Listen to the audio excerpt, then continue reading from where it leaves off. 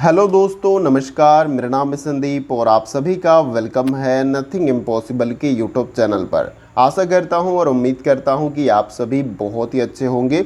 और आज के इस वीडियो में हम लोग यूजीसी नेट फर्स्ट पेपर में एग्ज़ाम 2022 और 23 के पॉइंट ऑफ व्यू से 20 जून 2019 से लेकर 24 जून 2019 के बीच में उच्च शिक्षा प्रणाली के अंतर्गत जितने भी क्वेश्चन पूछे गए हैं उनको यहाँ पर हम कवर करने वाले हैं। और ये हमारा पार्ट 2 है। इससे पहले मैंने पार्ट 1 आपको प्रोवाइड किया था और वो वीडियो काफ़ी ज़्यादा अच्छे तरीके से मैंने कंप्लीट कराया था, क्योंकि मैंने क्वेश्चन को भी अच्छे तरीके से एक्सप्लेन किया था कि आपको क्वेश्चन समझ में आए, उसके बाद से आप आंसर बता पाएँ। इसके बाद से जो मैंने आंसर बताया था आपको, उसका डिटेल्स भी मैंने बताया था, जो पॉइंट्स बन सकते हैं और वहाँ से भी क्वेश्चन पुटअप होकर आपके एग्जाम में पूछे जा सकते हैं। तो उसी प्रकार से आज के इस वीडियो को हम कंप्लीट करने वाले हैं। लेकिन आप सभी से एक रिक्वेस्ट है कि आप इन सभी प्रश्नों को प्रैक्टिस सेट की तरह अटेम्प्ट करें। आपका क्वेश्चन का आंसर गलत होता है, कोई बात नहीं है। परीक्षा हाल में बैठने से पहले आप प्रैक्टिस के दौरान जितनी गलतियां करनी है वो कर लीजिए, लेकिन परीक्षा हाल में जब आप बैठ जाते हैं तो वहां पर आपको गलतियां ना के बराबर करनी है, क्योंकि वहां पर आपको एग्जाम को क्रैक करना है। ठीक है, तो यहाँ पर गलतियाँ होंगी, कोई बात नहीं है। क्वेश्चन का राइट आंसर मैं बताता हूँ, इसके साथ ही साथ आंसर को एक्सप्लेन भी करने का प्रयास करता हूँ। तो ये वीडियो आप सभी के लिए काफ़ी ज़्यादा इंपॉर्टेंट होने वाली है, तो वीडियो को स्टार्टिंग से लेके एंड तक देखिए। इस वीडियो से आपको काफ़ी ज़्यादा फायदा मिलने वाला है। तो चलिए फ्रेंड, वीडियो को स्टार्ट करते हैं। देखिए, सबसे पहला क्वेश्चन आपके स्क्रीन पे है और इस क्वेश्चन में पूछा जा रहा है कि नीचे दिए गए किस काल में भारत में शिक्षा को धक्का लगा था।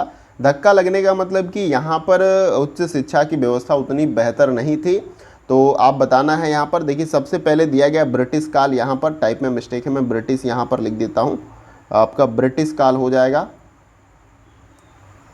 अब ब्रिटिश काल हो गया आपका। पहला ऑप्शन क्या है? ब्रिटिश काल। और दूसरा ऑप्शन है आपका बौद्ध काल, और सी ऑप्शन है मुगल काल, और डी ऑप्शन है स्वतंत्रोत्तर काल। तो इन चारों विकल्पों में से कौन सा राइट आंसर है, ये आपको बताने का प्रयास करना है कि इन सभी विकल्पों में से किस काल में भारत में शिक्षा को धक्का लगा था। यानी उस समय व्यवस्था जो चिरमरा गई थी या उतनी बेहतर व्यवस्था नहीं थी एजुकेशन की, उसी काल को आपको बताने का प्रयास करना है। आप वीडियो को पॉज करके समय ले सकते हैं, जैसे कि मैं हर वीडियो में आपको बताता हूं कि अगर वीडियो को आप पॉज कर लेते हैं तो काफ़ी ज़्यादा अतिरिक्त समय आपको मिल जाता है और सोचकर आप right answer easily comment box में बताने का प्रयास करें। तो देखिए, इस क्वेश्चन का जो हमारा राइट आंसर यहाँ पर हो जाएगा वो है आपका ऑप्शन नंबर सी। यहाँ पर मुगल काल में जो है भारत में शिक्षा को धक्का लगा था, ये आपको याद रखना है। अब देखिए, इसके जो डिटेल्स हो सकते हैं वो हम जानने का प्रयास करते हैं। देखिए, शाहजहां के काल में बर्नियर जो है आया, जिसने तात्कालीन शिक्षा का निराशाजनक चित्र जो है प्रस्तुत किया था, यानी उसके बारे में वर्णन उन्होंने किया था। और उसने लिखा था कि जिस समाज का वर्णन मैंने किया है उसमें घोर व सर्वव्यापी अज्ञान स्वाभाविक है। यानी कि उस समय की जो शिक्षा व्यवस्था थी उसके बारे में जो है बर्नियर ने वर्णन किया था, लिखा था और बताया था कि जिस समाज का वर्णन मैंने किया है उसमें घोर व सर्वव्यापी अज्ञान है। अज्ञानता मतलब लोगों के बीच में काफ़ी ज़्यादा थी। तो आप इस तरीके से समझ सकते हैं कि मुगल काल में शिक्षा की व्यवस्था उतना ज़्यादा बेहतर नहीं थी, वहाँ पर अज्ञानता बहुत ज़्यादा था समाज में। अब देखिए, इसमें कुछ पॉइंट टू पॉइंट बिंदुवार मैं चीज़ों को बताता हुआ चलता हूँ। जैसे आपको याद रखना है कि मुगल काल में शिक्षा का केंद्र जो है आगरा, जौनपुर, दिल्ली और बिदर आदि जो जगह थे, यानी मुख्य जो शिक्षा का केंद्र था उसको मैं बता रहा हूँ। आगरा में एजुकेशन होती थी, जौनपुर में, दिल्ली में और बिदर में। इसके साथ ही साथ हुमायूं ने जो है दिल्ली में ज्योतिष तथा विज्ञान का मदरसा भी खोला था। यानी ज्योतिष जो शिक्षा है, इसके साथ साथ विज्ञान की जो शिक्षा है उसके लिए इन्होंने मदरसा खोला था। किसने खोला था? हुमायूं ने। कहाँ पर? दिल्ली में। अब देखिए, अकबर की आया महामनगना, जिसका नाम था महामनगा, नाम थोड़ा सा कॉम्प्लिकेटेड याद रखना है, महामनगा ये नाम है, आपको याद रखना है, ने जो है 1561 ईस्वी में एक विशाल मदरसे का निर्माण कराया था। और शाहजहां ने जामा मस्जिद के पास एक मदरसे के निर्माण जो है इन्होंने भी कराया था। तो ये कुछ ऐसे जो शासक एक तरीके से मुगल एम्पायर के थे जिन्होंने शिक्षा के क्षेत्र में जो भी कंट्रीब्यूशन किया, लेकिन उतना बेहतर कंट्रीब्यूशन आप नहीं कह सकते हैं। तो उसके बारे में भी मैंने बताया और उम्मीद करता हूं कि सारा डिटेल्स आपको अच्छे तरीके से क्लियर हो गया होगा। देखिए शिक्षा के केंद्र के रूप में ज़्यादातर जो है मुगल काल में मदरसों का निर्माण किया गया था और जहाँ पर जो है एजुकेशन जो है दिया जाता था, लेकिन बहुत ज़्यादा बेहतर एजुकेशन वहाँ पर नहीं मिलती थी। इसलिए बर्नियर ने जो है लिखा है और बताया है कि समाज में घोर अज्ञानता जो है देखने को उस समय मिलता था। आशा करता हूँ क्वेश्चन का आंसर आप सभी ने option number C comment box में बताया होगा। आइए अगला क्वेश्चन देखते हैं। अगला क्वेश्चन हमारा है क्वेश्चन नंबर 2। देखिए यहाँ पर पूछा जा रहा है कि आधुनिक भारतीय विश्वविद्यालय की स्थापना किस वर्ष में हुई थी। तो यहाँ पर आपको बताना है कि आधुनिक भारतीय विश्वविद्यालय की स्थापना किस वर्ष हुई थी। क्या 1957 में हुई थी, क्या 1857 या 1947 या फिर 1964 में। इसका राइट आंसर आपको कमेंट बॉक्स में लिखकर जो है मुझे बताने का प्रयास करना है। देखिए इस क्वेश्चन का जो हमारा राइट आंसर हो जाएगा वो है आपका ऑप्शन नंबर बी, यहाँ पर राइट आंसर हो जाएगा 1857 में जो है आधुनिक भारतीय विश्वविद्यालय की स्थापना हुई थी। ये आपको याद रखना है। अब इसके बारे में थोड़ा सा डिटेल में जानते हुए चलते हैं। देखिए आधुनिक भारतीय विश्वविद्यालयों की स्थापना 1857 ईस्वी में हुई थी और 1857 ईस्वी में कलकत्ता, बम्बई और मद्रास विश्वविद्यालयों को स्थापित जो है यहाँ पर किया गया था। ये भी आपको याद रखना है। और 1857 ईस्वी के बाद जो है भारत में कंपनी का शासन समाप्त हुआ था और इसके साथ ही साथ जो है ब्रिटिश संसद में भारत मंत्री के पद का उदय होता है। इस पद पर सर्वप्रथम लॉर्ड स्टैनले की नियुक्ति हुई और लॉर्ड स्टैनले भारतीय शिक्षा नीति की जांच इसलिए कराना चाहते थे कि 1857 ईस्वी की क्रांति से इसका संबंध है कि नहीं है। ठीक है, तो यहाँ पर ये आपको पॉइंट्स याद रखना है कि आधुनिक भारतीय विश्वविद्यालय की स्थापना कब हुई थी, 1857 में। कब हुई थी, जब कंपनी जो व्यवस्था थी वो आपकी समाप्त होती है, उसके बाद से जो है इसका ये उदय होता है। ठीक है, ये आपको याद रखना है। जो भी मैं पॉइंट्स बता रहा हूँ वो काफ़ी ज़्यादा इंपॉर्टेंट है एग्जाम के हिसाब से, तो इसे आपको याद करते हुए चलना है। आइए अगला क्वेश्चन देखते हैं। अगला क्वेश्चन हमारा है क्वेश्चन नंबर 3। देखिए यहाँ पर पूछा जा रहा है कि निम्नलिखित में से किस शिक्षा आयोग की रिपोर्ट में उप शीर्षक राष्ट्रीय विकास के लिए शिक्षा दिया गया था। यहाँ पर आपको इन चारों विकल्पों में से बताना है। क्वेश्चन में आपसे यही पूछा गया स्पष्ट रूप से कि इन चारों विकल्पों में से किस शिक्षा आयोग की रिपोर्ट में उप शीर्षक राष्ट्रीय विकास के लिए शिक्षा, ये आपका उप शीर्षक है, ये दिया गया था उनके रिपोर्ट में उप शीर्षक के रूप में। क्या राधा कृष्णन आयोग के द्वारा, बी है मुदालियर आयोग के द्वारा, सी है कलकत्ता विश्वविद्यालय शिक्षा आयोग के द्वारा और डी है कोठारी आयोग के द्वारा। इन चारों विकल्पों में से आपको अपना राइट आंसर कमेंट बॉक्स में बताने का प्रयास करना है। देखिए इस क्वेश्चन का जो हमारा राइट आंसर हो जाएगा वो है आपका ऑप्शन नंबर डी, कोठारी आयोग के द्वारा। इन सभी विकल्पों में से शिक्षा आयोग की रिपोर्ट में उप शीर्षक राष्ट्रीय विकास के लिए शिक्षा किसके अंतर्गत दिया गया था, तो कोठारी आयोग के उपशीर्षक के जो उपशीर्षक लिखा गया था उसमें दिया गया था। ये आपको याद रखना। अब इसके बारे में थोड़ा सा डिटेल में समझने प्रयास करते हैं। देखिए कोठारी आयोग या कोठारी शिक्षा आयोग वर्ष 1964 या 1966 ने जो है राष्ट्रीय विकास के लिए शिक्षा के उपशीर्षक से वर्ष 1966 में अपनी रिपोर्ट दी थी और कोठारी आयोग के अध्यक्ष उस समय के यूजीसी अध्यक्ष जो है दौलत सिंह कोठारी थे और यह आयोग माध्यमिक शिक्षा पर प्रमुख रूप से पूरी तरीके से केंद्रित था। ये भी आपको समझते हुए और याद करते हुए चलना है। अब देखिए राधा कृष्णन आयोग के बारे में बात कर लेते हैं। तो राधा कृष्णन आयोग जो है 1948 से लेके 1949 तक का गठन जो है डॉक्टर सर्वपल्ली राधाकृष्णन की अध्यक्षता में हुई थी। कब, 1948 से लेकर 1949 के बीच में इसका गठन हुआ था और किसने किया था, डॉक्टर सर्वपल्ली राधाकृष्णन की अध्यक्षता में ये हुआ था। मुदालियर आयोग के बारे में अगर हम बात कर ले तो मुदालियर आयोग माध्यमिक शिक्षा पर केंद्रित पूरी तरीके से था, जिसका गठन वर्ष 1952 में हुआ था और इसने वर्ष 1953 में अपनी रिपोर्ट को जो है प्रस्तुत किया था। और इसके बाद से कलकत्ता विश्वविद्यालय आयोग के बारे में हम बात कर ले तो कलकत्ता विश्वविद्यालय शिक्षा आयोग का गठन वर्ष 1917 में माइकल सैडलर की अध्यक्षता में हुआ था और इसे सैडलर आयोग के नाम से भी जाना जाता है। तो ये लास्ट वाला मैंने कलकत्ता विश्वविद्यालय आयोग के बारे में जो बताया ये काफ़ी ज़्यादा इंपॉर्टेंट है, तो इसे आपको याद रखना है। तो उम्मीद करता हूँ सारा डिटेल्स आपको अच्छे तरीके से क्लियर हो गया होगा, स्पष्ट रूप से समझ में भी आया होगा और आप सभी ने इस क्वेश्चन का राइट आंसर ऑप्शन डी भी बताया होगा। तो आइए अब अगला क्वेश्चन देखते हैं। अगला क्वेश्चन हमारा है क्वेश्चन नंबर 4।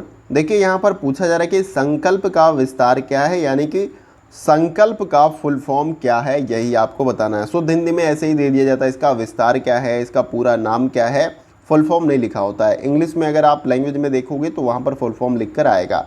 तो संकल्प का विस्तार क्या है? ऑप्शन ए में दिया गया है कि Sanskrit awareness and knowledge acquisition of language program. B है skills acquisition and karate awareness for livelihood promotion. उसके बाद से सी है आपका skill acquisition and knowledge awareness for livelihood promotion. और डी दिया गया है Sanskrit awareness and knowledge acquisition for livelihood promotion. तो अब इन चारों विकल्पों में से आपको राइट आंसर कमेंट बॉक्स में बताने का प्रयास करना है कि इस क्वेश्चन का राइट आंसर क्या होगा। देखिए इस क्वेश्चन का जो हमारा राइट आंसर हो जाएगा वो है आपका ऑप्शन नंबर सी, यहाँ पर राइट आंसर हो जाएगा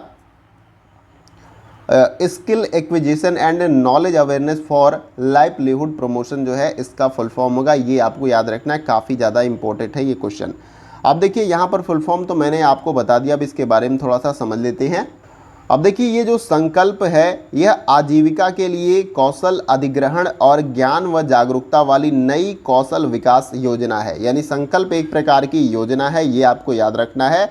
और ये बेसिकली आजीविका के लिए, कौशल अधिग्रहण करने के लिए, ज्ञान व जागरूकता व नई कौशल के लिए एक योजना है। ठीक है, इसके बाद से इस योजना के मुख्य उद्देश्य अभिसरण, गुणवत्ता, मूल्यांकन प्रणाली तथा अवसर प्रदान करना है। संकल्प योजना का जो है ये एक तरीके से उद्देश्य एक तरीके से आप समझ सकते हैं। तो उम्मीद करता हूँ संकल्प भी आपको क्लियर हो गया और इसका जो फुल फॉर्म है वो भी आपको समझ में आ गया होगा और इसका राइट आंसर आप सभी ने कमेंट बॉक्स में ऑप्शन सी जरूर बताया होगा। आइए अगला क्वेश्चन देखते हैं।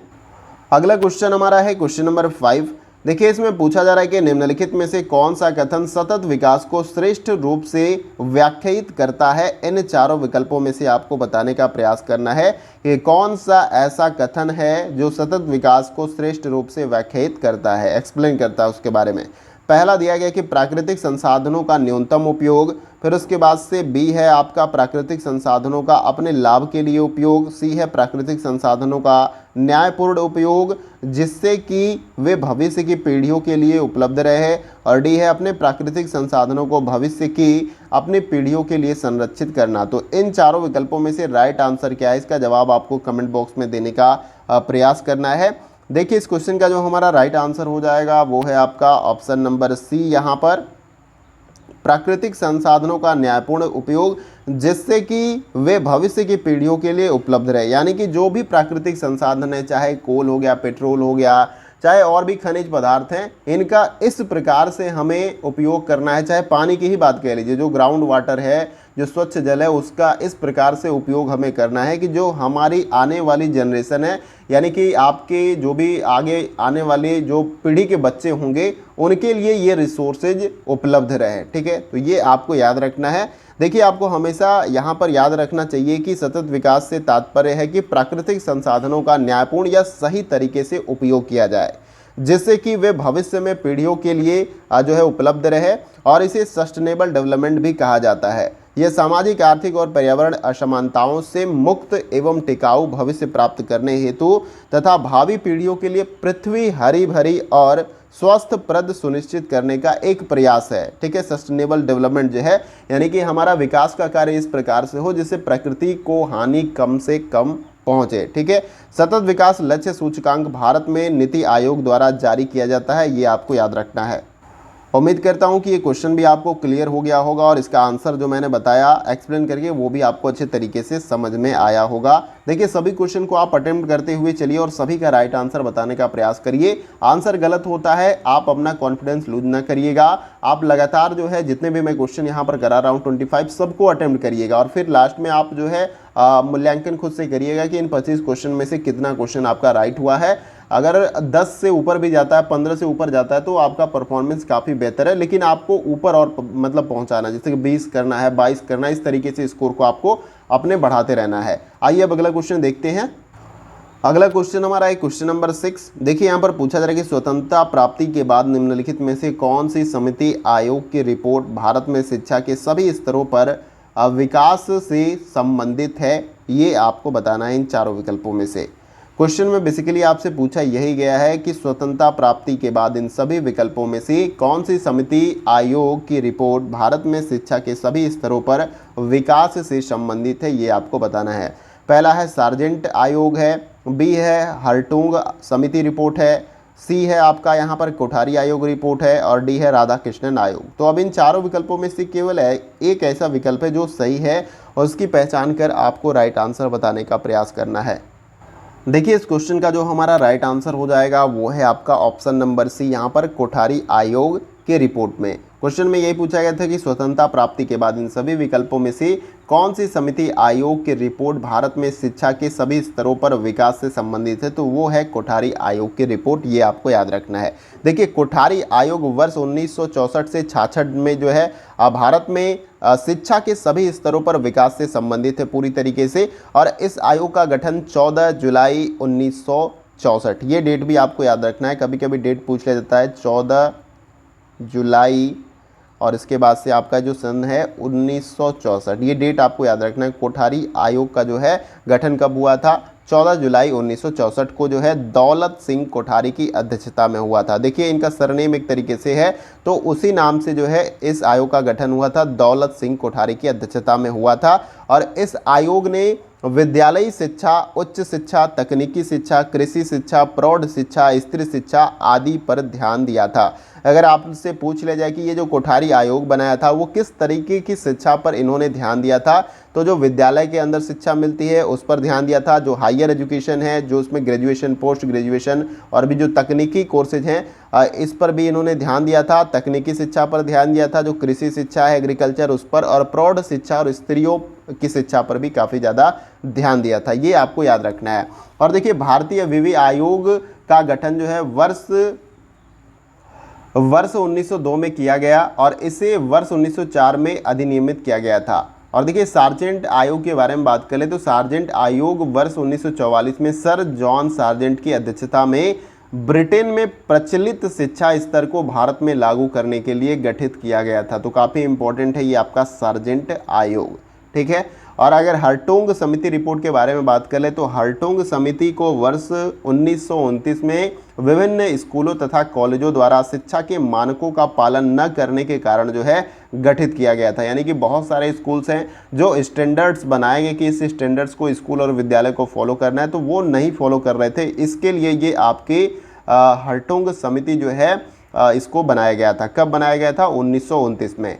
अगर आप सैडलर के बारे में बात कर ले, सैडलर आयोग के बारे में, तो वर्ष 1917 से 19 में कलकत्ता विश्वविद्यालय की समस्याओं के अध्ययन हेतु गठित किया गया था। और हंटर आयोग के बारे में जान लेते हैं। हंटर आयोग का जो है गठन 1882 से 83 ईस्वी में किया गया था। वुड्स डिस्पैच के बारे में भी जान लीजिए, तो वुड्स डिस्पैच जो है 1854 ईस्वी में घोषित किया गया था। और राधा कृष्णन आयोग का गठन जो है वर्ष 1948 में हुआ और इसने वर्ष 1949 में अपनी रिपोर्ट को जो है प्रस्तुत किया था। तो ये कुछ महत्वपूर्ण बिंदु थे इस क्वेश्चन से रिलेटेड जिसको मैंने बताने का प्रयास किया।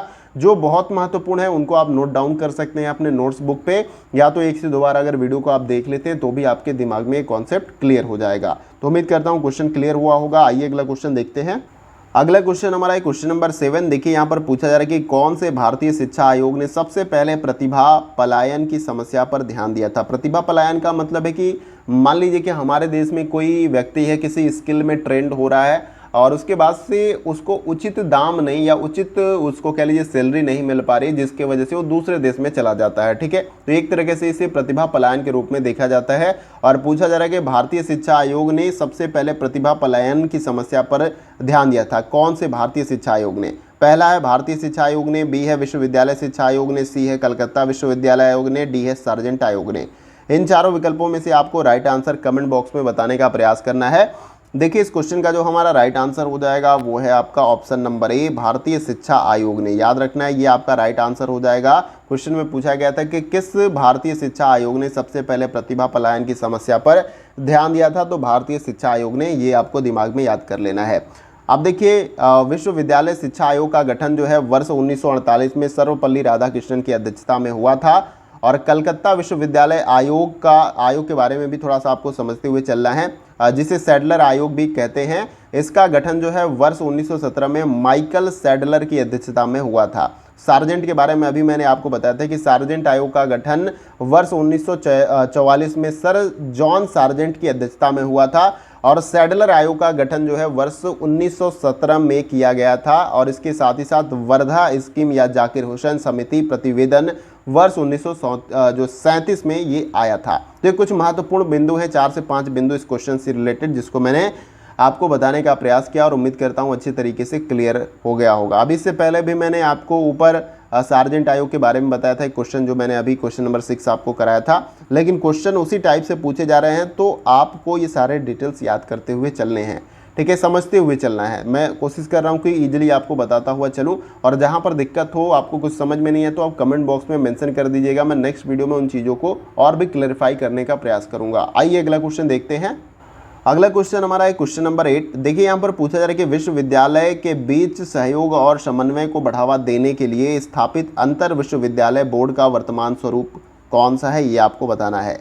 अब देखिए पहला यूजीसी है, यूजीसी आपका है, यहाँ पर मैं लिख देता हूँ, यूजीसी है, एआईयू है, और एनयूआईपीए है, और डी है आईसीएसएसआर है। अब इन चारों विकल्पों में से आपको अपना राइट आंसर कमेंट बॉक्स में बताने का प्रयास करना है। देखिए इस क्वेश्चन का जो हमारा राइट आंसर हो जाएगा वो है आपका ऑप्शन नंबर बी, यहाँ पर एआईयू, इंग्लिश में इसको मैं इस तरीके से लिख देता हूँ एआईयू, ठीक है, इसे आपको याद रखना है, ये आपका राइट आंसर हो जाएगा।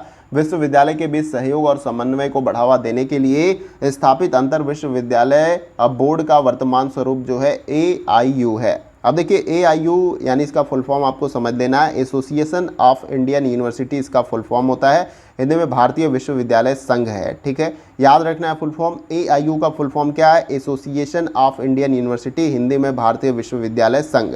भारत के प्रमुख विश्वविद्यालयों का एक संघ होता है जिसकी स्थापना वर्ष 1925 में की गई थी, ये याद आपको रखना है, और इसका मुख्यालय नई दिल्ली में है। और वर्तमान में यह विश्वविद्यालयों के बीच सहयोग और समन्वय को बढ़ावा देने के लिए स्थापित अंतर विश्वविद्यालय बोर्ड का वर्तमान स्वरूप है, ये आपको याद रखना है। और देखिए भारतीय विश्वविद्यालय संघ सोसाइटी पंजीकरण अधिनियम 1860 के तहत पंजीकृत सोसाइटी है जिसमें भारतीय विश्वविद्यालय सदस्य के रूप में शामिल हैं, और यह यूनिवर्सिटी हैंडबुक, रिसर्च पेपर्स और यूनिवर्सिटी न्यूज नाम से एक साप्ताहिक पत्र भी निकालता है, एक पत्रिका भी निकालता है, इस तरीके से आप समझ सकते हैं। तो उम्मीद करता हूं कि एआईयू के बारे में आपको क्लियर हो गया, एसोसिएशन ऑफ इंडियन यूनिवर्सिटी के बारे में, और इस क्वेश्चन का राइट आंसर भी आप सभी ने कमेंट बॉक्स में बताया होगा। आइए अगला क्वेश्चन देखते हैं।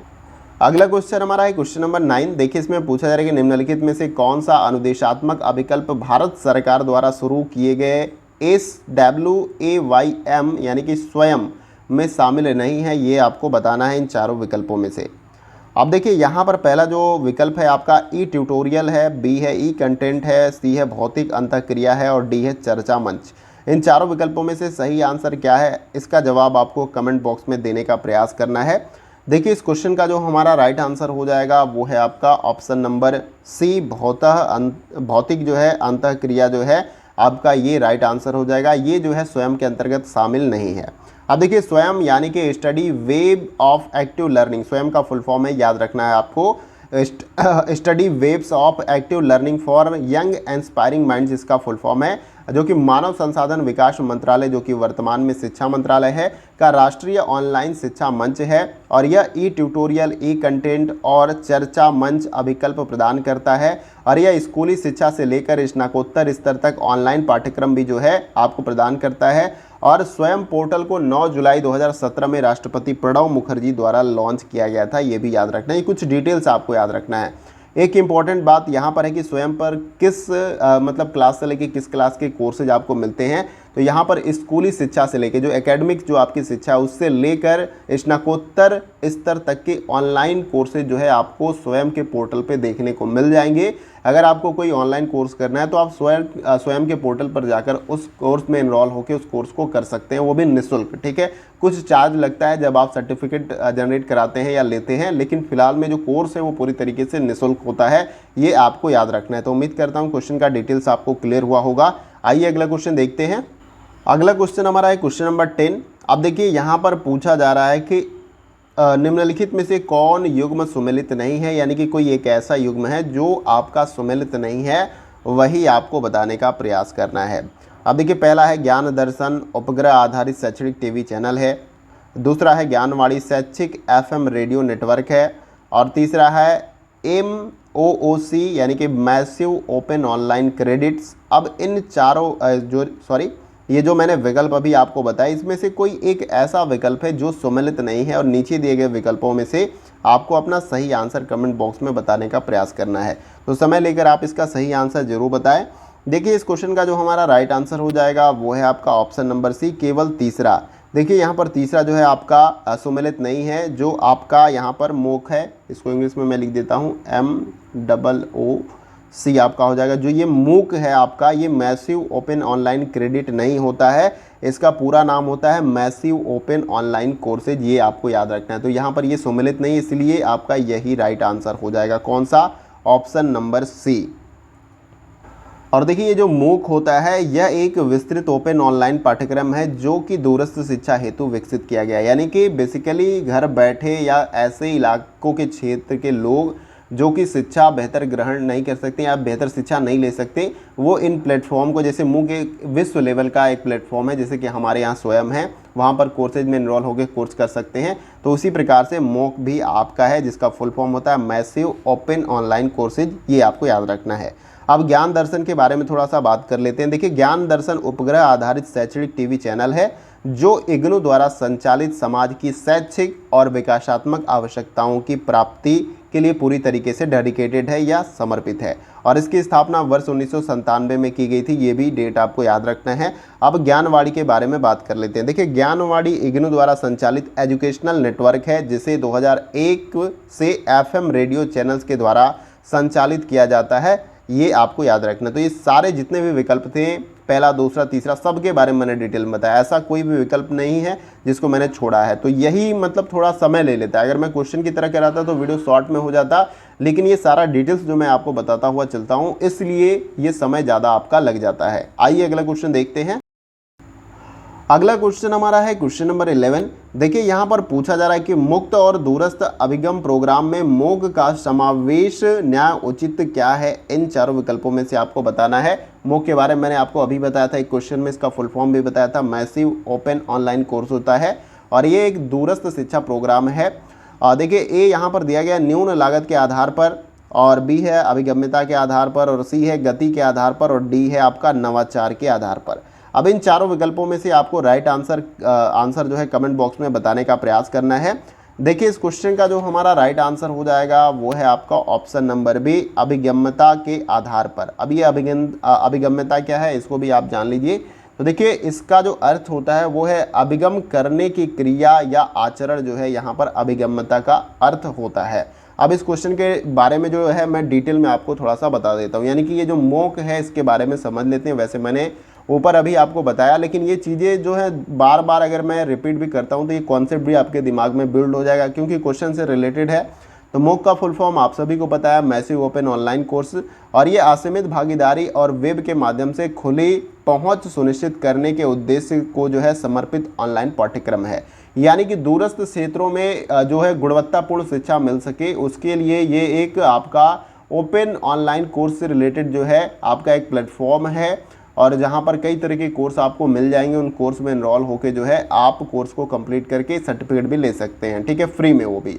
तो ये आपका यहाँ पर एक इंपॉर्टेंट पॉइंट्स है जिसे आपको याद कर लेना है। और मोक जो है पहली बार वर्ष 2008 में शुरू किया गया था। अगर पूछ ले जाए कि इसका स्टार्टिंग कब से हुआ है, 2008 में, ये आपको याद रखना है अगर सन पूछे, में शुरू किया गया था, जिसे वर्ष 2012 से अधिगम के साधन के रूप में व्यापक लोकप्रियता मिली। यानी कि 2000 स्टार्ट में हुआ, लेकिन उतना ज़्यादा आपको पता है कि 2008 में किस तरीके का माइंडसेट लोगों का रहा होगा। इंटरनेट उतना ज़्यादा नहीं, आज जैसे वर्तमान समय में हम इंटरनेट का इस्तेमाल करते थे। 2008 में उतना इंटरनेट का कोई वजूद या वजूद तो था, अस्तित्व में था, लेकिन लोगों के बीच उतना नहीं था।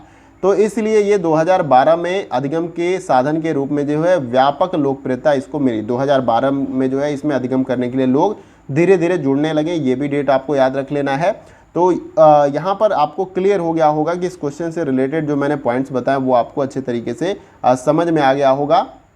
तो ये जो मैं अतिरिक्त फैक्ट्स या पॉइंट्स बताता हूँ क्वेश्चन से रिलेटेड, वो भी आपको याद करते हुए चलना है। अगर डायरेक्ट क्वेश्चन प्रीवियस ईयर का नहीं पूछा जाएगा तो ये जो मैं इंपॉर्टेंट पॉइंट्स बताता हूँ वहाँ से पूछ लिया जाए, तो अगर ये आपका क्लियर रहेगा तो क्वेश्चन आप इजीली बना लोगे। तो उम्मीद करता हूँ क्वेश्चन आपका क्लियर हो गया होगा और राइट आंसर आप सभी ने कमेंट बॉक्स में ऑप्शन नंबर बी बताया होगा। आइए अगला क्वेश्चन देखते हैं। अगला क्वेश्चन हमारा है क्वेश्चन नंबर 12। देखिए यहाँ पर पूछा जा रहा है कि इग्नू द्वारा आरंभ किया गया ज्ञान दर्शन क्या है। अभी देखिए ज्ञान दर्शन के बारे में मैंने अभी ऊपर एक क्वेश्चन में आपको बताया था। क्या यह एक उपग्रह आधारित शैक्षणिक टीवी चैनल है, बी है शैक्षणिक एफएम रेडियो नेटवर्क है, और सी है अकादमिक नेटवर्क की वैश्विक पहल है, और डी है आपका ऑनलाइन पाठ्यक्रम है। इसका सही जवाब क्या है आपको कमेंट बॉक्स में देने का प्रयास करना है। अभी मैंने इसके बारे में आपको बताया था, ज्ञान दर्शन के बारे में इग्नू के द्वारा जो है ये आरंभ किया गया है, संचालित किया जाता है। तो ज्ञान दर्शन आखिर क्या है, एफएम रेडियो है या एक शैक्षणिक चैनल है, आपका अकादमिक नेटवर्क है या ऑनलाइन पाठ्यक्रम है, तो ये मैंने आपको तो बताया है। तो इसलिए इस क्वेश्चन का राइट आंसर आपको कमेंट बॉक्स में खुद से बताने का प्रयास करना है, क्योंकि इस वीडियो में मैंने ऊपर के क्वेश्चन में इसके बारे में काफ़ी ज़्यादा डिटेल में आपको बताया है। तो आशा करता हूँ कि आप इस क्वेश्चन का राइट आंसर कमेंट बॉक्स में बताएंगे। अब आइए अगले क्वेश्चन को हम देखते हैं। अगला क्वेश्चन हमारा है क्वेश्चन नंबर 13। देखिए यहाँ पर पूछा जा रहा है कि विश्वविद्यालय अनुदान आयोग की स्थापना किस अधिनियम के अधीन हुई थी। ये जो आपका विश्वविद्यालय अनुदान आयोग है यानी कि यूनिवर्सिटी ग्रांट कमीशन है, इसकी स्थापना किस अधिनियम के अधीन हुई थी। पहला है विश्वविद्यालय अनुदान आयोग अधिनियम 1956 के तहत, बी है विश्वविद्यालय अनुदान आयोग अधिनियम 1949 के तहत, सी है विश्वविद्यालय अनुदान आयोग अधिनियम 1944 के तहत, और डी है विश्वविद्यालय अनुदान आयोग अधिनियम 1968 के तहत। अब इसका राइट आंसर आपको कमेंट बॉक्स में बताने का प्रयास करना है। देखिए इस क्वेश्चन का जो हमारा राइट आंसर हो जाएगा वो है आपका ऑप्शन नंबर ए। यहाँ पर विश्वविद्यालय अनुदान आयोग अधिनियम 1956 के तहत विश्वविद्यालय अनुदान आयोग की स्थापना जो है की गई थी, ये आपको याद रखना है।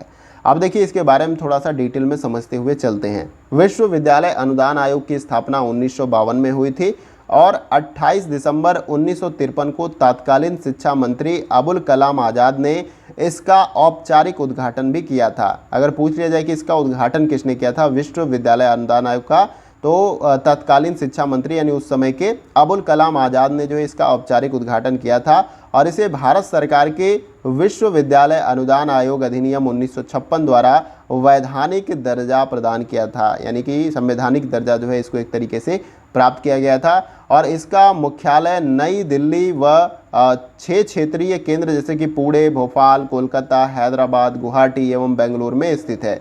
यानी कि अगर इसके मुख्यालय के बारे में बात कर ले तो 6 जगह इसका मुख्यालय है, आपका पुणे, भोपाल, कोलकाता, हैदराबाद, गुवाहाटी, बेंगलुरु और भी जगह पे। ठीक है, तो ये आपको याद रखना है। क्वेश्चन से रिलेटेड जो भी मैं पॉइंट्स बता रहा हूँ वो काफ़ी ज़्यादा इंपॉर्टेंट है, तो केयरफुली उसको अच्छे तरीके से लिसन करें और समझते हुए चले। आइए अब अगला क्वेश्चन देखते हैं। अगला क्वेश्चन हमारा है क्वेश्चन नंबर 14। देखिए यहाँ पर पूछा जा रहा है कि शिक्षा और संबंध क्षेत्रों में विभिन्न विश्वविद्यालयों के मध्य सहयोग को बढ़ावा देने के लिए अंतः विश्वविद्यालय बोर्ड के बंद होने के फलस्वरूप निम्नलिखित में से किस संस्था की स्थापना की गई थी। देखिए इसके बारे में भी अभी मैंने ऊपर आपको बताया था, इसी टाइप का क्वेश्चन था, लेकिन उस क्वेश्चन में मैंने जो डिटेल्स बताए थे उसी डिटेल्स में इस क्वेश्चन का आंसर छिपा हुआ है। देखिए पहला जो ऑप्शन है यहाँ पर है association of central universities, B यहाँ पर है विश्वविद्यालय अनुदान आयोग, सी है आपका IIS शिमला और डी है आपका एसोसिएशन ऑफ इंडियन यूनिवर्सिटीज़। अब इन चारों विकल्पों में से राइट आंसर क्या है, इसका जवाब आपको कमेंट बॉक्स में देने का प्रयास करना है। देखिए इस क्वेश्चन का जो हमारा राइट आंसर हो जाएगा वो है आपका ऑप्शन नंबर डी, यहाँ पर एसोसिएशन ऑफ इंडियन यूनिवर्सिटी, जिसके बारे में मैंने अभी ऊपर एक क्वेश्चन में आपको बताया था। देखिए सैडलर कमीशन 1917 और 19 की सिफारिश के आधार पर 1924 में इंटर यूनिवर्सिटी बोर्ड का गठन किया गया था और वर्ष 1967 में इसे विधिक दर्जा भी दिया गया था एवं वर्ष 1973 में इसका नाम बदलकर एसोसिएशन ऑफ इंडियन यूनिवर्सिटीज कर दिया गया था। इसलिए हमारा जो डी विकल्प है वो आपका राइट आंसर हो जाएगा। देखिए एसोसिएशन ऑफ इंडियन यूनिवर्सिटीज विदेशों में संचालित पाठ्यक्रमों और मानकों एवं क्रेडिट का मूल्यांकन करती है और भारतीय विश्वविद्यालयों द्वारा प्रदान किए जाने वाले विभिन्न पाठ्यक्रमों के संबंध में उन्हें समान स्तर पर लाने का प्रयास करती है। और इसका मुख्यालय अगर आपसे पूछ लिया जाए तो दिल्ली में इसका जो है मुख्यालय है। तो उम्मीद करता हूँ क्वेश्चन का डिटेल्स क्लियर हुआ होगा। आइए अगला क्वेश्चन देखते हैं। अगला क्वेश्चन हमारा है क्वेश्चन नंबर 15। देखिए यहाँ पर पूछा जा रहा है कि भारत सरकार द्वारा शुरू किया गया स्वयं का अनुदेशात्मक अभिकल्प क्या है, इन सभी विकल्पों में से आपको बताने का प्रयास करना है। देखिए पहला ई ट्यूटोरियल है, ई कंटेंट है, या आकलन है, विमर्श मंच है, या यहाँ पर कक्षागत शिक्षण है। नीचे दिए गए विकल्पों में से आपको राइट आंसर बताना है। देखिए इसी टाइप का मैंने स्वयं के बारे में काफ़ी कुछ डिटेल अभी ऊपर आपको बताया। अगर आपने केयरफुली उस डिटेल्स को या मैंने जो एक्सप्लेनेशन आपको दिया अगर समझा होगा तो ईजिली आप इस क्वेश्चन का राइट आंसर दे पाएंगे। तो इसलिए मैं कहता हूँ प्रीवियस ईयर के क्वेश्चन जो हैं अगर आप डिटेल्स के साथ सॉल्व करते हैं तो ये आपके एग्ज़ाम के लिए काफ़ी ज़्यादा इंपॉर्टेंट हो जाते हैं, क्योंकि क्वेश्चन जो है कई बार तो रिपीट ऑन हो जाता है, लेकिन कई बार थोड़ा सा मॉडिफाई करके आपके एग्जाम में पूछ लिया जाता है। बाकी आप चाहो तो डेप्थ के साथ पढ़ाई कर सकते हो, लेकिन कम समय में अगर आपको तैयारी अभी करनी है, आपके पास समय का अभाव है, तो आप प्रीवियस ईयर के सारे क्वेश्चन को लगा जाओ, वो भी डिटेल्स के साथ सॉल्व, जो उसका पूरा डेप्थ में व्याख्या दिया होता है उसके साथ आपको सॉल्व करना है। ऐसा नहीं कि क्वेश्चन बस करना है, ऐसे फ़ायदा आपको कम मिलेगा, लेकिन आप सॉल्व के साथ पूरा डिटेल्स के साथ जो उसके डिटेल्स बताए जाते हैं उनको अगर आप पढ़ते हो तो काफ़ी ज़्यादा हेल्प आपको मिलने वाली है। देखिए इस क्वेश्चन का जो हमारा राइट आंसर हो जाएगा वो है आपका option number C. Option number C यहाँ पर राइट आंसर हो जाएगा 1, 2, 3, 4, यानी कि यहाँ पर आपका पहला, दूसरा, तीसरा और चौथा ये राइट हो जाएगा आपका। ई ट्यूटोरियल, ई कंटेंट, आकलन, विमर्श मंच, ये सब कुछ जो है स्वयं पोर्टल जो है एक तरीके से आपको प्रोवाइड करता है। स्वयं के बारे में काफ़ी कुछ मैंने बताया। स्वयं जो है एक ऑनलाइन प्लेटफॉर्म है जिस पे आपको एकेडमिक यानी कि विद्यालय स्तर से लेकर आपके स्नातकोत्तर स्तर के जो पाठ्यक्रम है या कोर्सेज आपको ऑनलाइन रूप से मिल जाएंगे। उन कोर्सेज में इनरोल होकर आप उन कोर्सेज को कंप्लीट भी कर सकते हैं और सर्टिफिकेट भी ले सकते हैं। इस तरीके का व्यवस्था वहाँ पर आपको मिल जाता है। देखिए स्वयं भारत सरकार द्वारा शुरू किया गया एक ऑनलाइन एजुकेशनल पोर्टल है। इसके बारे में देखिए कई बार रिपीट होने की चीज़ होती है तो आपके दिमाग में वो कॉन्सेप्ट बन जाता है। स्वयं के अनुदेशात्मक अभिकल्प में जो है ई ट्यूटोरियल, ई कंटेंट, आकलन, असेसमेंट जिसको बोलते हैं, एवं डिस्कशन फोरम आदि को जो है सम्मिलित किया गया है। और स्वयं द्वारा उपलब्ध कराए जाने वाले सभी कोर्सेज मुफ्त होते हैं और यहाँ पर स्वयं से प्रमाण पत्र प्राप्त करने हेतु रजिस्ट्रेशन फीस का भुगतान करना आवश्यक है। यानी कि जो कोर्स होते हैं वो पूरी तरीके से निःशुल्क है, 1 रुपये आपको देना नहीं है, फ्री में आप कोर्स कर सकते हैं।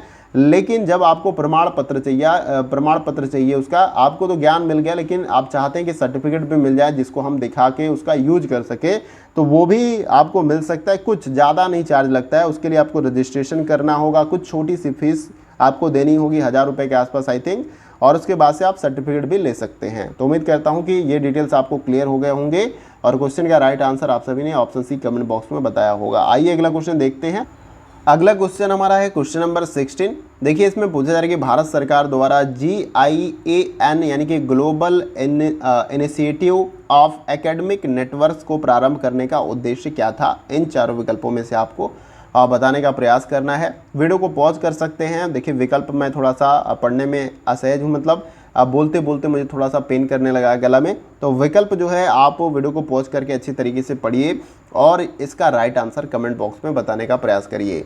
देखिए यहाँ पर इस क्वेश्चन का जो हमारा राइट आंसर हो जाएगा वो है आपका ऑप्शन नंबर सी जो है यहाँ पर राइट आंसर हो जाएगा। वैश्विक अध्येताओं को भारत में उनके समवर्तियों के साथ जो है मिलकर कार्य करने के लिए प्रोत्साहित करना, ये जो है आपका global initiative of academic networks का जो है उद्देश्य है, ये आपको याद रखना। अब इसके बारे में थोड़ा सा डिटेल में जान लेते हैं। देखिए भारत सरकार के मानव संसाधन और विकास मंत्रालय, जो कि वर्तमान में शिक्षा मंत्रालय के नाम से जाना जाता है, ये भी कभी क्वेश्चन आपके किसी एग्जाम में पूछ लिया जाता है कि जो पहले मानव संसाधन विकास मंत्रालय के नाम से जाना जाता है उसका नाम बदलकर क्या रखा गया, तो शिक्षा मंत्रालय रखा गया, ये आपको याद रखना है। देखिए इसके शिक्षा मंत्रालय के द्वारा जो है वर्ष 2015 में उच्च शिक्षा के क्षेत्र में global initiative of academic networks, जिसको शॉर्ट में यहाँ पर GIAN ये शॉर्ट में कहा जाता है, याद रखना है, प्रारंभ किया गया। और इसका उद्देश्य संसाधनों में गुणवत्ता वृद्धि और सुधारों की गति में तेजी लाना एवं भारत की वैज्ञानिक और तकनीकी क्षमताओं को मजबूत करते हुए वैश्विक अध्येताओं यानी स्कॉलर को भारत में उनके समवर्तियों के साथ मिलकर कार्य करने के लिए प्रोत्साहित करना है। और देखिए IIT खड़गपुर को इसका राष्ट्रीय समन्वयक भी बनाया गया है। तो ये सारा कुछ आपको याद रखना है। तो उम्मीद करता हूँ कि आपको अच्छे तरीके से क्वेश्चन क्लियर हो गया होगा। आइए अगला क्वेश्चन देखते हैं। अगला क्वेश्चन हमारा है क्वेश्चन नंबर 17। यहाँ पर पूछा जा रहा है कि निम्नलिखित में से कौन सा भारत में परंपरागत शिक्षा का एक आवश्यक घटक है। इन चारों विकल्पों में से आपको बताना है। देखिए, पुस्तकों से सीखना, शिक्षक से सीखना, चिंतन से सीखना, अनुदेशात्मक सामग्री के माध्यम से सीखना। अब इसका राइट आंसर क्या होगा आपको बताने का प्रयास करना है। देखिए, यहाँ पर इस क्वेश्चन का जो हमारा राइट आंसर हो जाएगा वो है आपका ऑप्शन नंबर बी, यहाँ पर शिक्षकों से सीखना। इन सभी विकल्पों में से कौन सा भारत में परंपरागत शिक्षा का एक आवश्यक घटक है? तो शिक्षकों से सीखना। तो आपको पता है कि जो गुरुकुल व्यवस्था थी हमारे पुराने समय में, शिक्षा का जो कार्यक्रम चलता था, शिक्षण क्रियाएं होती थी, तो उसमें शिक्षक के द्वारा ही छात्र क्या करता था, वो सीखता था। अब देखिए, इसके बारे में थोड़ा सा और भी समझते हुए हम चलते हैं। तो भारत में परंपरागत शिक्षा जो है गुरु शिष्य परंपरा पर पूरी तरीके से आधारित है। यानी जो पहले की परंपरागत शिक्षा है, अगर उसको आप देखते हैं तो ये आपका गुरु शिष्य परंपरा पर पूरी तरीके से आधारित है। और इसके अंतर्गत शिक्षक द्वारा संबंधित विषयों का ज्ञान प्रदान किया जाता है एवं विद्यार्थियों के सीखने का प्रमुख स्रोत यही शिक्षक होते थे। यानी उस समय बहुत ज़्यादा किताबें नहीं, जैसे कि आज के पास आज जो है आपके पास बहुत सारे ऑप्शन हैं। या तो आप चाहो ऑनलाइन चीज़ों को सीख सकते हो, कोचिंग्स में आप फिजिकल कोचिंग्स में जाकर जो है आप क्लासेस ले सकते हैं, स्कूल में सीख सकते हैं, कॉलेज में सीख सकते हैं, होम ट्यूशन लगाकर सीख सकते हैं, मोबाइल से जो है वीडियो लेक्चर देख के सीख सकते हैं, आर्टिकल पढ़ के सीख सकते हैं, बुक पढ़ के सीख सकते हैं। तो सीखने के लिए आपके पास बहुत सारे संसाधन, लेकिन उस समय ऐसा नहीं था जो परंपरागत शिक्षा थी गुरु शिष्य वाली। उसमें जो गुरु के द्वारा या शिक्षक के द्वारा बताया जाता था उसे सुनकर मनन कर ही जो है छात्र सीखते थे। तो उम्मीद करता हूँ ये क्वेश्चन आपको क्लियर हो गया होगा। आइए अगला क्वेश्चन देखते हैं। अगला क्वेश्चन हमारा क्वेश्चन नंबर 18। देखिए, इसमें पूछा जा रहा है कि निम्नलिखित में से भारत की किस पंचवर्षीय योजना में शिक्षा और मानव शक्ति पर विशेष बल दिया गया था? तो इन चारों विकल्पों में से किस पंचवर्षीय योजना में शिक्षा और मानव शक्ति पर विशेष रूप से बल दिया गया था, उसी पंचवर्षीय योजना के बारे में आपको बताना है। पहला है तीसरी पंचवर्षीय योजना, बी है चौथी पंचवर्षीय योजना, और सी है दूसरी पंचवर्षीय योजना, और डी है पांचवी पंचवर्षीय योजना। इन चारों विकल्पों में से आपको राइट आंसर अपना कमेंट बॉक्स में बताना है। देखिए, यहाँ पर इस क्वेश्चन का जो हमारा राइट आंसर हो जाएगा वो है आपका ऑप्शन नंबर बी। यहाँ पर क्या हो जाएगा राइट आंसर, चौथी पंचवर्षीय योजना यहाँ पर राइट हो जाएगा। तो भारत की किस पंचवर्षीय योजना में शिक्षा और मानव शक्ति पर विशेष बल दिया गया है? तो चौथी पंचवर्षीय योजना पर, ये आपको याद रखना है।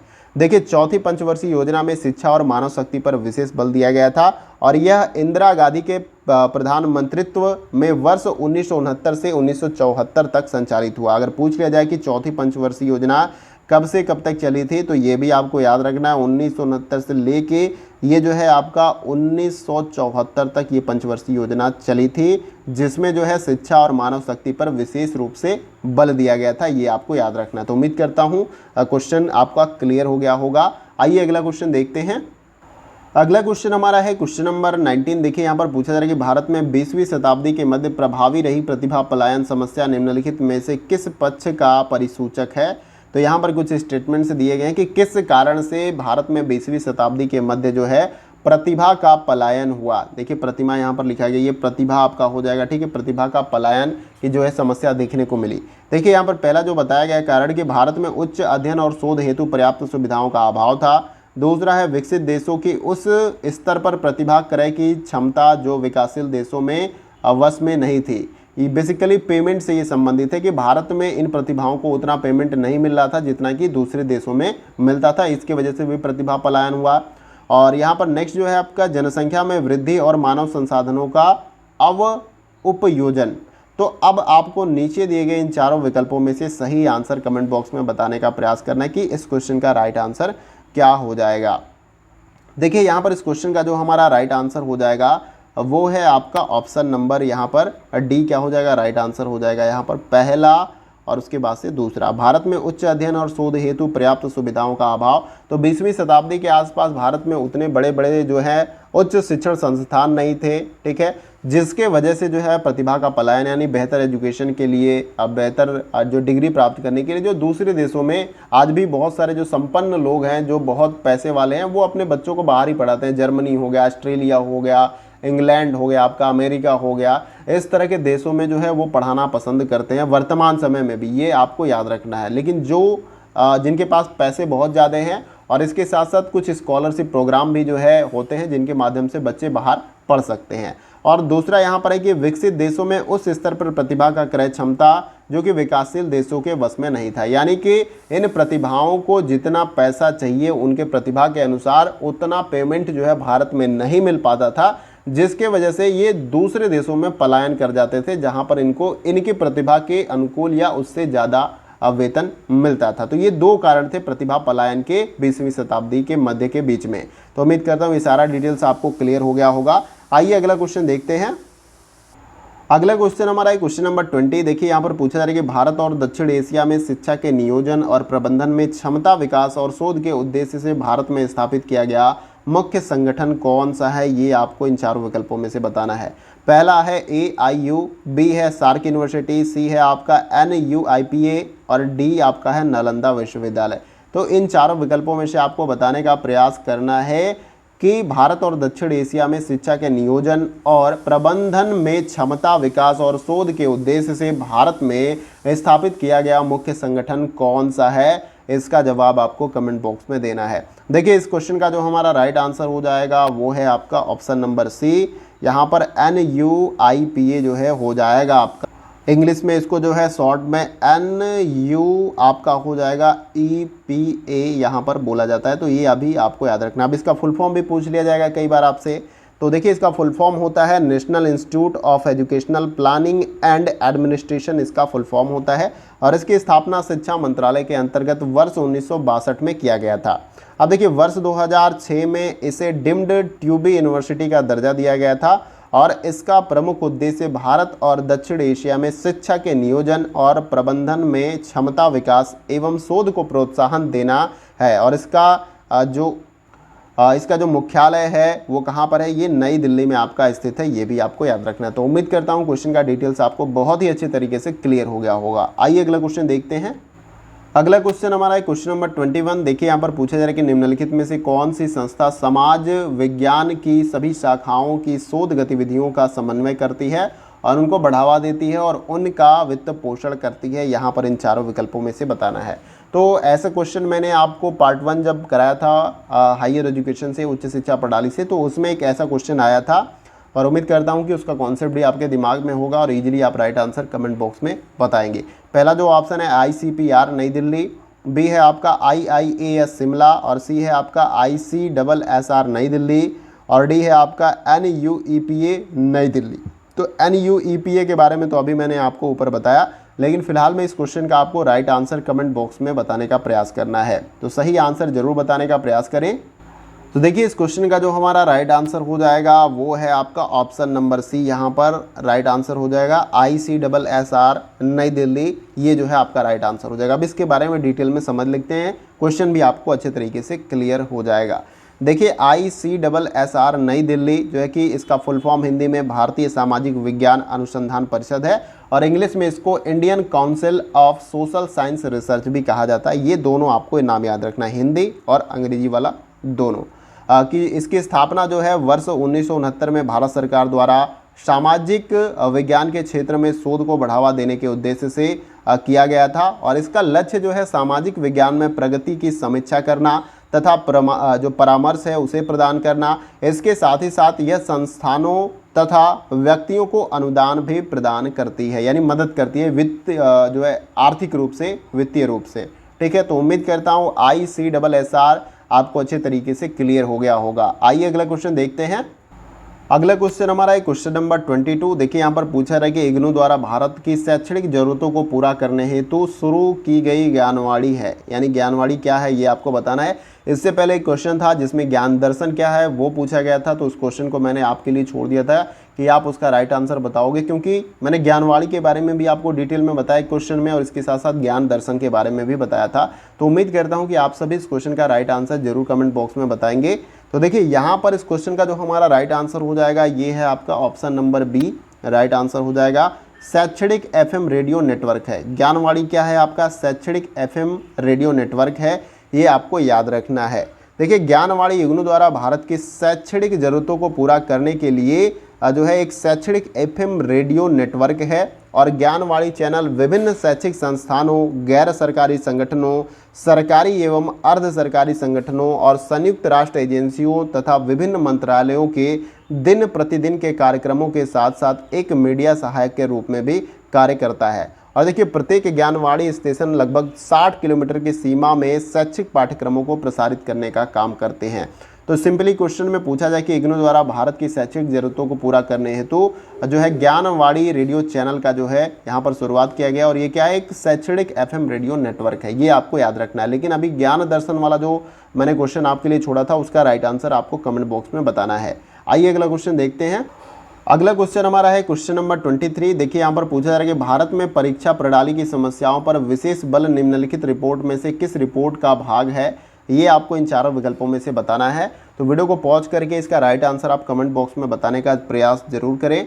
देखिए यहाँ पर इस क्वेश्चन का जो हमारा राइट आंसर हो जाएगा वो है आपका ऑप्शन नंबर डी। यहाँ पर क्या हो जाएगा, राइट आंसर हो जाएगा UGC की विश्वविद्यालय शिक्षा का स्तर संबंधी रिपोर्ट 1965, ये आपका राइट आंसर हो जाएगा।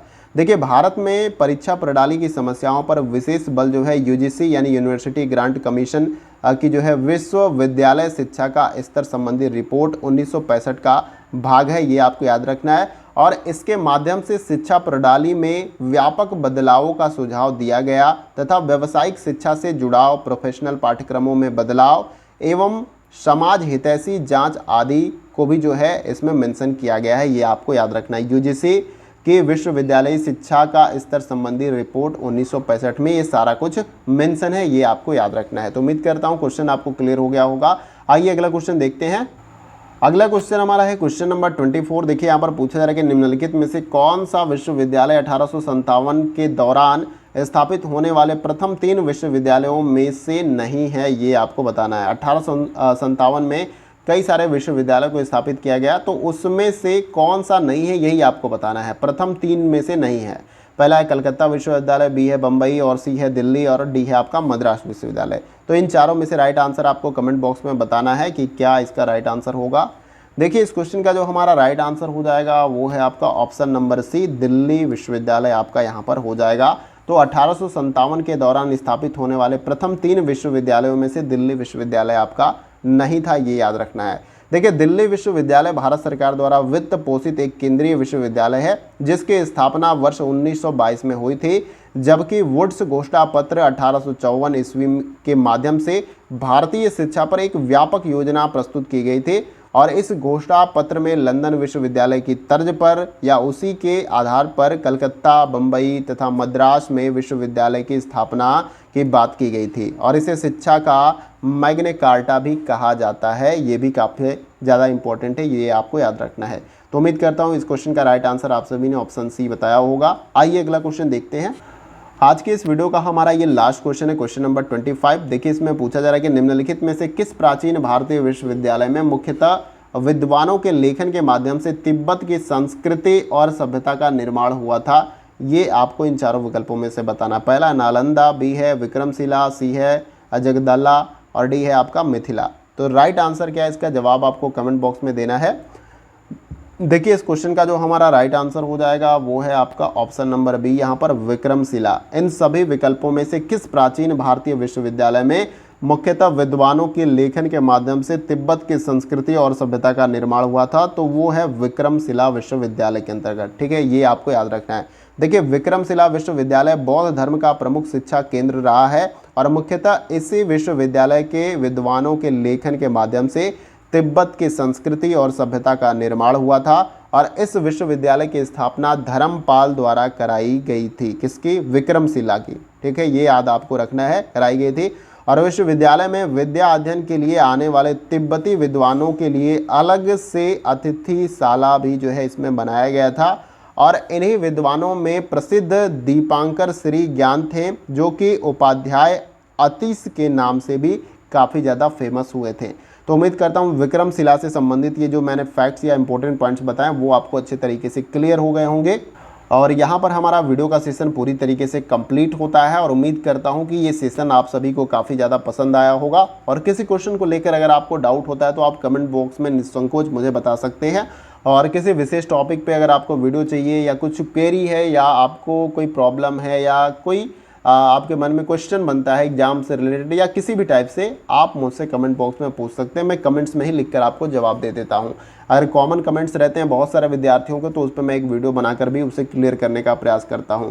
तो आप कमेंट बॉक्स में लिखकर जरूर बताइएगा कि ये वीडियो का सेशन कैसा रहा। तो इस वीडियो को कंप्लीट करने में मेरे गले में थोड़ी सी प्रॉब्लम हो गई, बोलते बोलते जो हो जाता है, ऐसे 1 घंटा अगर आप बोलोगे तो आप आपका भी हो जाएगा। अगर जब कॉलेज में आप पढ़ाने जाओगे, किसी भी कॉलेज में, प्राइवेट्स में, या मान लो असिस्टेंट प्रोफेसर बनोगे, तो अगर आप ईमानदारी पूर्वक लेक्चर देते हैं तो आपके गले में पेन तो हो ही जाएगा, मतलब बोलते बोलते मुंह दर्द करने लगता है इस तरीके से।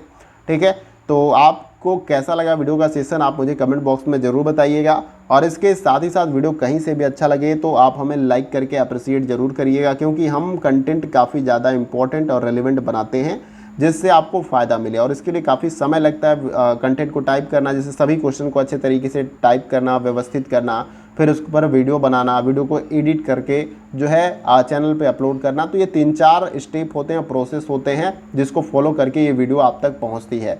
तो अगर आप फीडबैक देते हैं तो काफ़ी ज़्यादा ये मेहनत सफल हो जाएगी कि कैसा लगा आपको। जैसा भी फीडबैक हो, अच्छा लगा तो आप अच्छा लिख सकते हैं, कुछ कमियां हैं तो वो भी आप बता सकते हैं। ऐसा नहीं कि आप बस पॉजिटिव लिखिए, जो कमियां हैं वो भी आप मुझे बताइए ताकि हम और भी बेहतर कर सकें। तो लाइक करके हमें अप्रिशिएट करें और वीडियो को जो है शेयर करें उन दोस्तों के साथ जिनको यहाँ पर ज़रूरत है इस तरह की वीडियो की, जो कोचिंग से नहीं करते हैं, उनको अपनी प्रिपरेशन के लिए हेल्प चाहिए, तो ये वीडियो उन दोस्तों को शेयर कर सकते हैं। और अगर चैनल पे आप नए हैं तो आप चैनल को सब्सक्राइब करिए और उसके बगल में ये जो बेल आइकन का बटन होता है इसको आप प्रेस कर लीजिए न्यू वीडियो की नोटिफिकेशन को पाने के लिए। और कि आप किसी भी एग्ज़ाम की तैयारी कर रहे हैं तो आप इस चैनल को ज्वाइन कर सकते हैं। निश्चित रूप से आपको इस चैनल से कुछ ना कुछ फ़ायदा आपको मिलेगा अपने एग्ज़ाम के लिए। तो आप किसी भी एग्ज़ाम की तैयारी कर रहे हैं, निसंकोच आप चैनल को ज्वाइन करिए और बेल आइकन के बटन को प्रेस कर लीजिए। तो फ्रेंड्स, आज के वीडियो में बस इतना है, फिर मिलते हैं अगले वीडियो में कुछ और महत्वपूर्ण प्रश्नों के साथ। तब तक के लिए जय हिंद।